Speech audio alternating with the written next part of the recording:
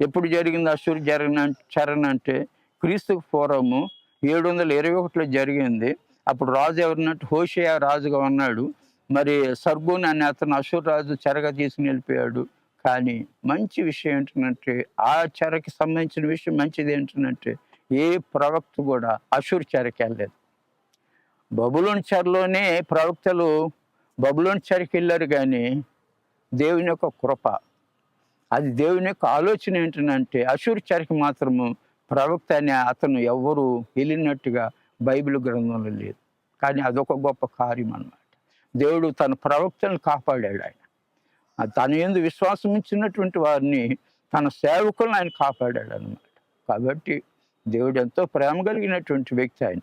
తర్వాత బబులోను చెర మనం ఆలోచన చేసినట్లయితే ఈ అశ్షూరు చెర జరిగిన తర్వాత 115 సంవత్సరాలకి మళ్ళీ బబులోను చెర అనేది ప్రారంభించబడింది.